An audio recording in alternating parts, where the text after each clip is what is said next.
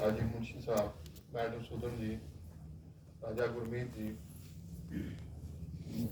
یوسف صاحب, کفیل خان صاحب, ماسٹر یاد خان صاحب, عارض خان صاحب, سرفراز صاحب, چودھری رشید صاحب, وقار خان صاحب, فیاض خان صاحب,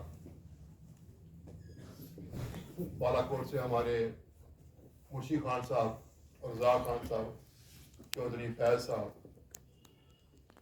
آج ہمیں اس لیے بیٹھے ہوئے ہیں کہ ہمیں مفتی صاحب کی وقات کر کی, جو انہوں نے اس ریاست میں کام کیا ہے, اس کو بھی ابارنا ہے, وہ بھی دیکھنا ہے. اللہ تعالیٰ مفتی صاحب کو جنت الفردوس میں اعلیٰ مقام عطا فرمائے. مفتی صاحب کے آتے ہی ہم 2002 میں شاید اس میں پی ڈی پی میں شامل ہوئے. اس وقت اس سے پہلے ہم انڈیپینڈنٹ کینڈیڈیٹ سے کھڑے ہوئے تھے. تو 2002 میں ہم شامل ہوئے. مفتی صاحب کی بڑی سوچ تھی.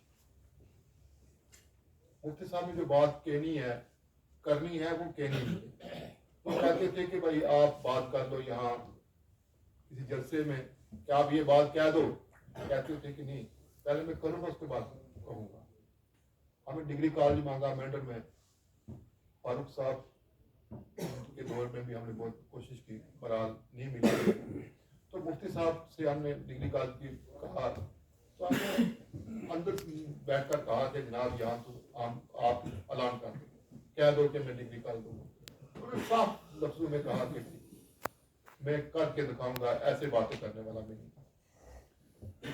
کل ملا کے میں ایک بات کہوں کہ مفتی صاحب کے ہم پر, ریاست کے لوگوں پر بڑے اثرات ہیں.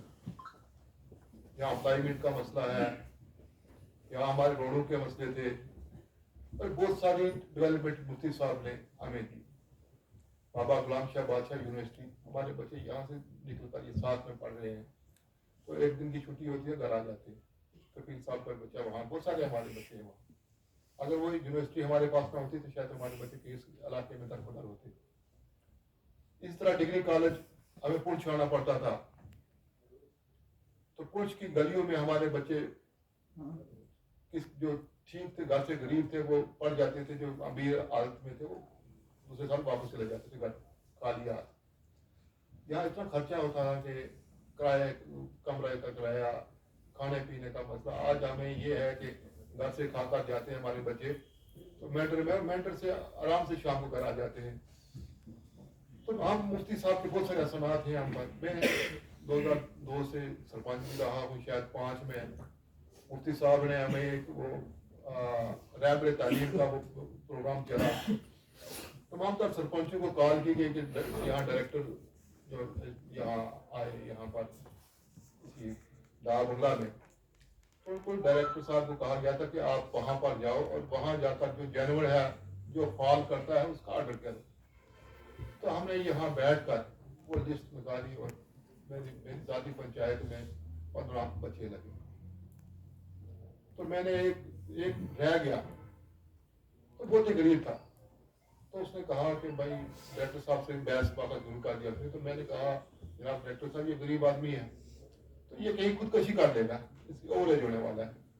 تو ڈائریکٹر اس وقت کا تھا, اس نے کہا بھائی جڑی صاحب یہ نکالے, دیکھیں دوبارہ آپ کے پاس پوسٹ ہوگی. تو اس نے کہا ہے میرے پاس ایک.